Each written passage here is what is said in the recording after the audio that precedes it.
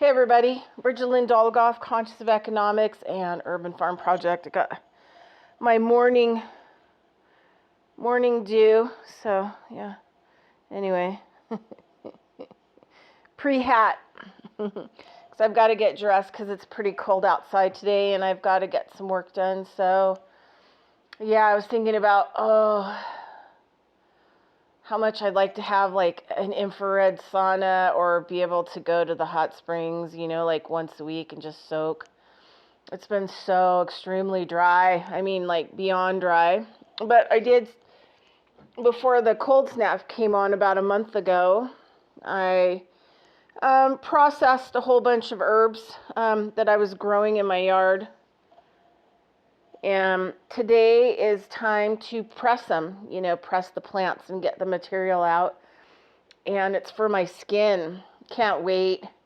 I'm super excited. And I had dug up plantain on the river early in the year and planted it in my yard, so it grew. I had a comfrey. I bought a comfrey plant from somebody who was doing kind of plants for herbs. So I bought a small one. It grew pretty big for here. And then I grew lemongrass this year, rosemary, and then some calendula. So it's going to be some really great skin oil. So I'm really excited about that. And I think I made enough for, plenty for the whole winter, to use it on my skin. Because like I said, it's been drier than, I wake up, I don't even need to wash my face. It's just dry. So just apply oil. Today I'm going to kind of talk about, I don't know how well it's going to come out, but just observations in medicine regarding babies and moms. And how early on, they're kind of put, babies and the moms are kind of put in Stockholm syndrome.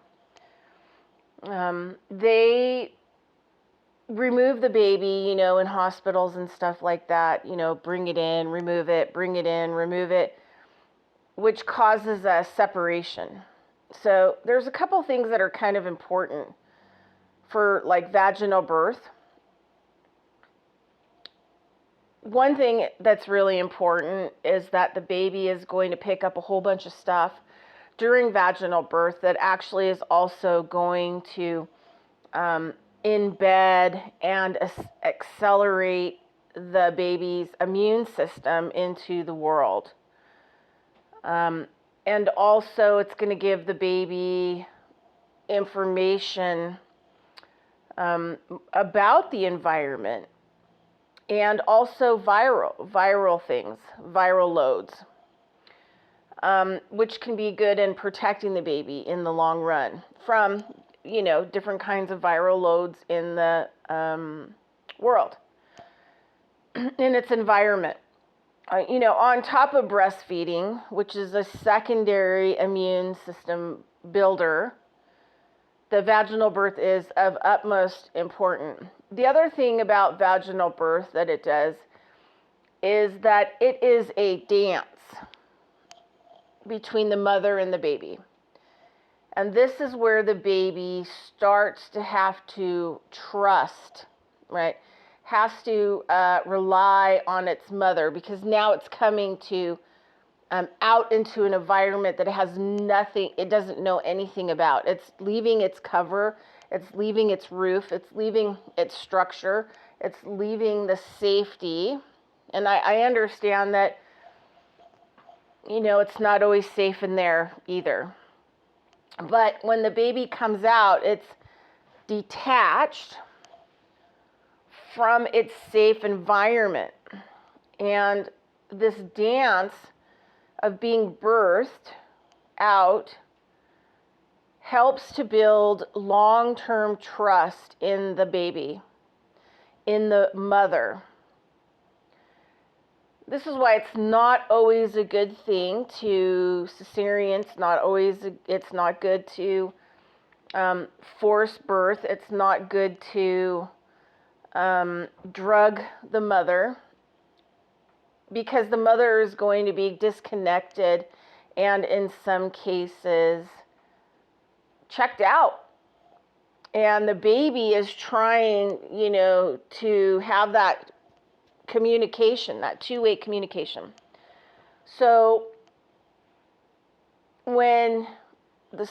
something early on in my career that I saw was I went to a friend of mine's house to check the baby just to see the baby's okay. The baby was kind of, puking a lot. So, did some abdominal work in order to kind of release maybe some of the tension that the baby was still holding on to at birth.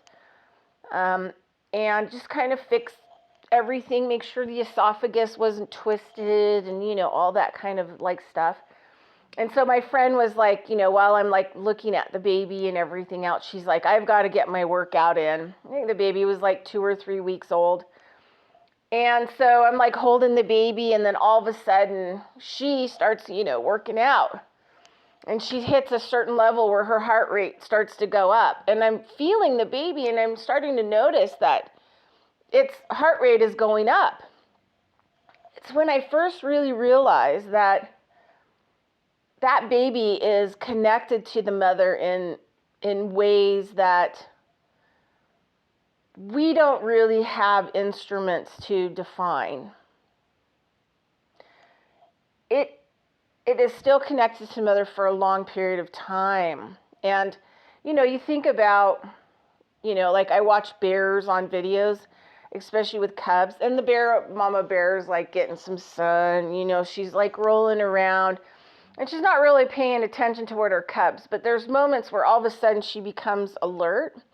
It's almost like she can sense what her cubs are seeing or what they're feeling, especially if there's some kind of threat, and she's up on her feet.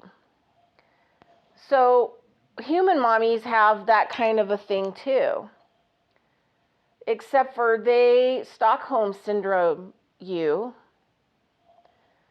because of medical compliance. And the way that the medical system runs is that you have the baby in the hospital, then they come in, they bring it to you, then they take it away. Another instance that I saw, I used to help a long time ago with going into the hospital and being support for some of my clients and patients. I would help them through their whole pregnancy, especially doing a lot of the structural release tissue muscular work to try to help open their pelvis to make the birth faster. I'd go in and do pressure points to try to help them to, go move forward faster, into dilation. And a lot of times I was just there to help them if they were afraid. I also have done some types of interns in the hospital. And, I tell people the reason why I'm a traditional osteopath, old school, and not a DO is because I didn't want to diagnose people. Because when you diagnose somebody, you set in stone something that may or may not be true. And once that belief system is adopted, there is no supernatural, spontaneous healing that is available. I also didn't want to have to do surgery on people. I also did not want to medicate people. And I also, probably the most important thing, was I didn't want to murder people. And that's what medicine does. It's legal murder.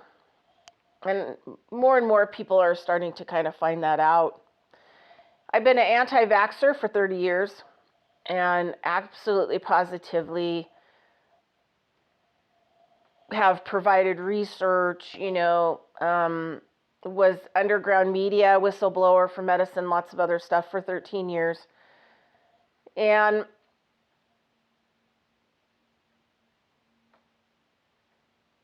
I think it's really hard to have a conversation about medicine and babies.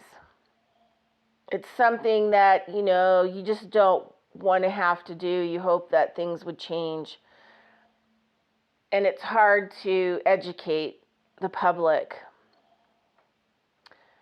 So when you go into the hospital, you're dealing with doctors. First of all, you start to learn that you're just like cattle, and that during your pregnancy, and they choose to do whatever they want to do, including the testing, and they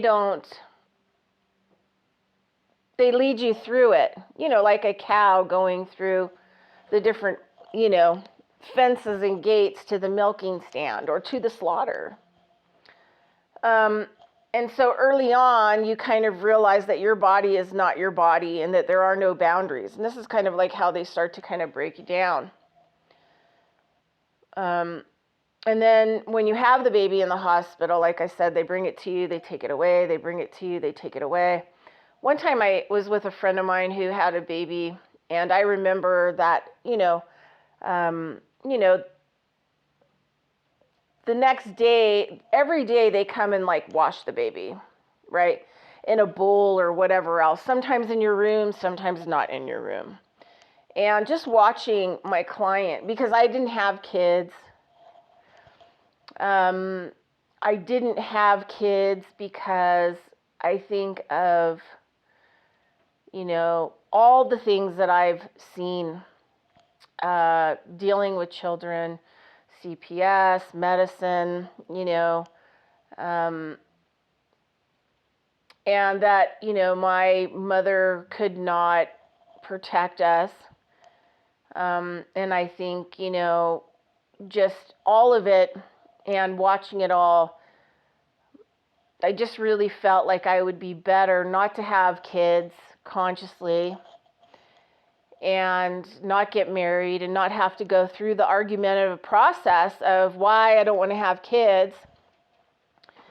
Because unless all the information starts to come out, nobody really understands what's going on. And when you're on the front line and you're seeing all this stuff,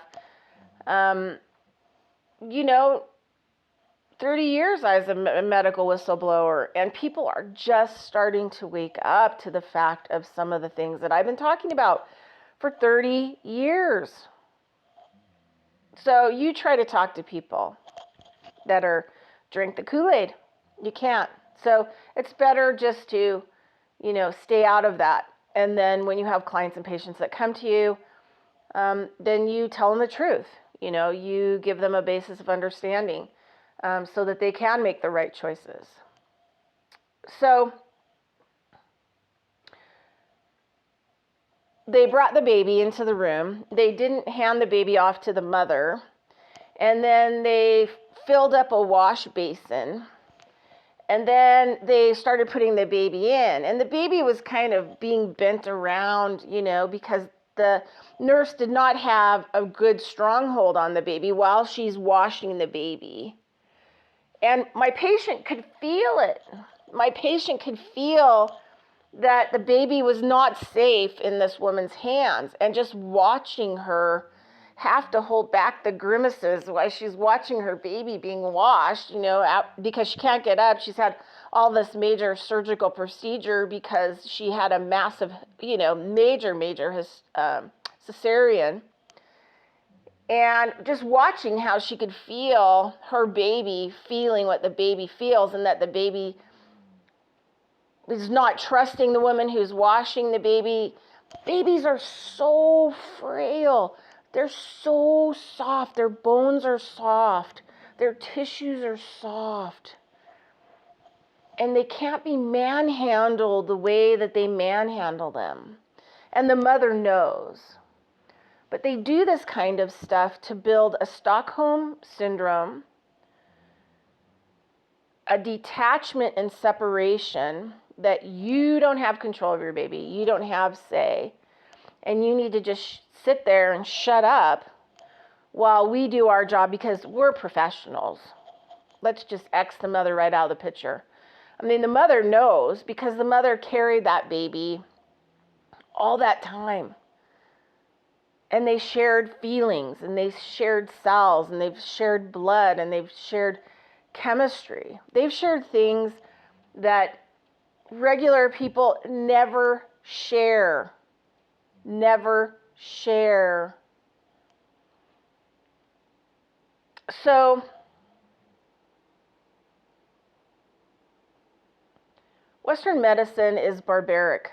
It's also barbaric on the fact that they make the woman lie down to have a baby, which causes more pain and more distress and more suffering on the baby. Okay? Natural ways to have birth in the animal kingdom is a lot of squatting. They will not let you get up to squat. They do not provide you an area to squat, to do what's natural. If you're going to poop out a giant turd, do you know how hard that would be to do it laying down? Just saying. If you were squatting, it actually helps you to dilate faster. It helps to open up your pelvis. And it would reduce pain incredibly. And you probably would have few sprained and broken tailbones. And you would have few surgical procedures, such as cesareans, and you would have few surgical procedures where they cut you to make room, and a lot less surgical procedures where they take equipment and they grab onto the baby's head and pull it out. But it's all about causing pain and suffering, Stockholm syndrome, and psychic stress, psychic distress, breaking the bound of trust between you, God, and natural law, mental stress, emotional stress, physical stress, that sometimes mothers don't ever recover from. And this kind of stuff leads to this Stockholm syndrome in birthing, leads to the mother being disassociated from the baby and the baby having no one to trust, which I think they know in psychological understanding that if they can break that trust between the baby and the mother within the first 3 years, that basically it will cause so many different kinds of mental illnesses, because that baby it'll grow up and it'll never trust anyone, and it'll be completely and totally paranoid, which means that it's just going to be in constant nervous anxiety, distress, and left hemisphere lateralized, which is more of the reptilian kind of me state and stress. Paranoia, delusion, kind of states.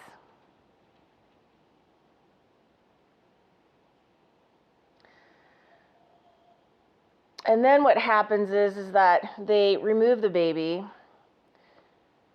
from the room so that they can inject the baby with vaccines, because if the mother saw the distress of the infant, crying hysterically in super distress, I mean, infant crying, that really deep, stuff is so, I mean, you can feel it in your bones. Any woman, whether you've had a child or not, you can feel that distress, and you want to do whatever you can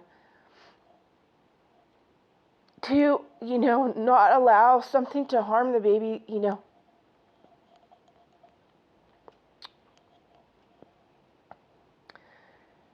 If people saw how they draw blood from an infant, it is probably one of the, here you come out into this world, you're in these lights, you're in this hospital, you have all these people with masks on who don't give a care about your welfare, who pretend, but everything they do is terrifying that infant.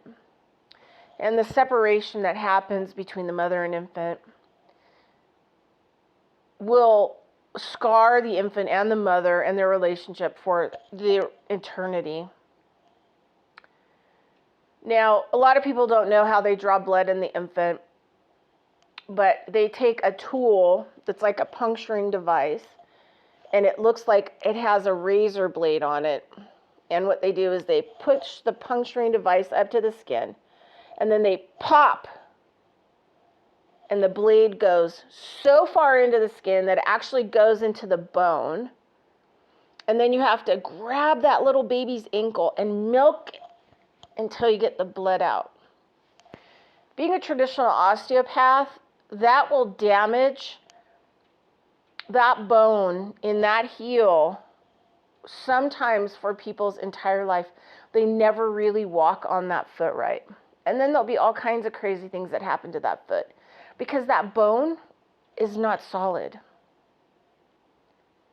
Look up research that happens to people if you accidentally inject them in the wrong way and that needle goes into the bone. People can go into shock.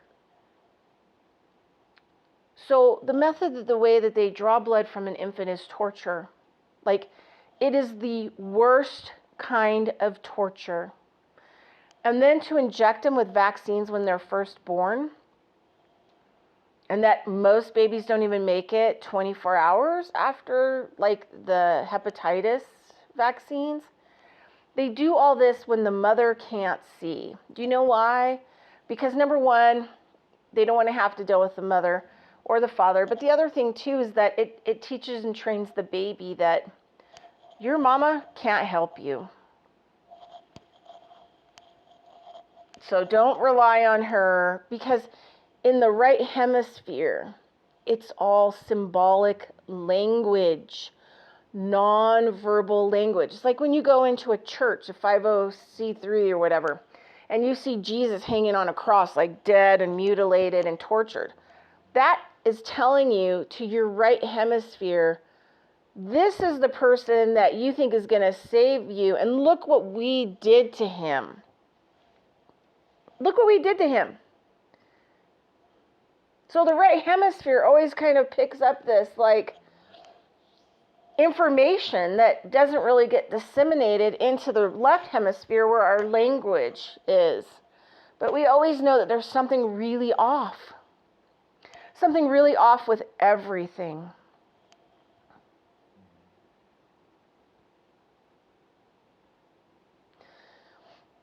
So,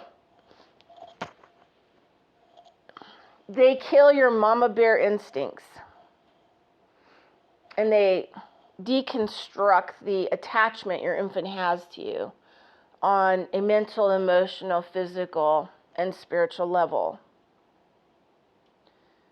Because a mama bear would never, she would fight for her life. If anyone ever did anything to her baby, she would kill it or be killed. And so this is how they get mothers compliant. And then to torture the babies early on, that causes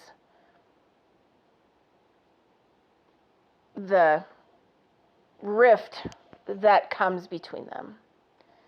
The other issue is that the mother will then become competitive long term with her children, kind of treating them like adults or equals. Well, you deserve that because you did this.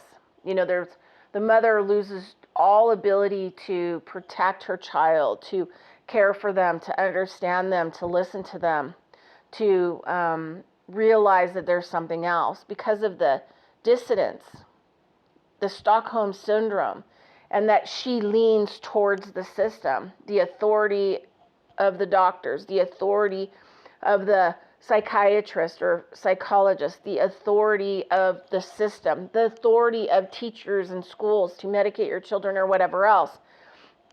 And this also allows dissidence, and Stockholm syndrome also allows for the molestation of not only you but the children, because this is what happened to you. and the shock state that you're in.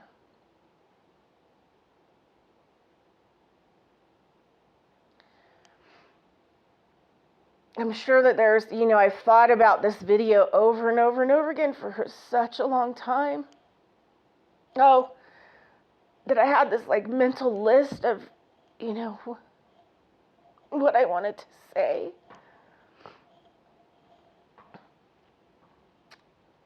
About 8 years ago, they started, instead of using Pitocin or PECT as an emergency, which it should only be like, used in emergency. But if women were being allowed to birth properly, these things would not be necessary.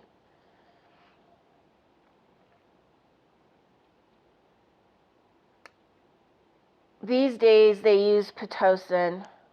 More women want to have vaginal births. This is a problem. This is a super problem for them. So they want to increase and drive you, like a rental car through the birthing process. And so as soon as they put that IV in you, they're putting Pitocin in your body. They're not going to talk to you. You sign documents to go in there and be treated by them, and they're going to do whatever they want. And you have no legal recourse and no legal rights because you signed a contract. Even if they kill you, it's not a big deal. Not a big deal.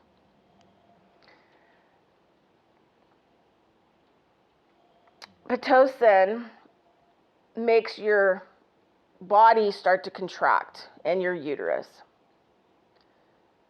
Your uterus will start to contract so hard before you like fully dilate that some doctors that have resigned their medical licenses say that it is like a baseball bat beating the baby up. Now, your baby is accumulating brain damage. Your baby is accumulating jarring to soft tissue bones and tissue, being pounded into mush, basically. It's a wonder that any of them survive getting out. There have been doctors that have been hushed up and murdered because they have tried to tell the public. And so this is just information.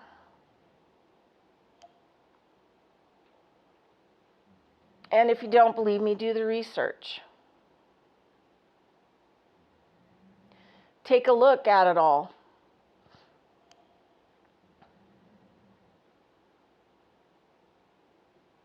And I just feel like it's time, time to tell the truth, Lifetime, 30 years I've been working on people and doing nutrition, herbal medicine, medical intuitive, traditional osteopath work, and lots of other things that I do. And it's a lot to hold inside and to be punished for because you want to tell the truth. You are starved out. You are destroyed. And it's a lot of pain to carry and a lot of suffering. And to watch it happen.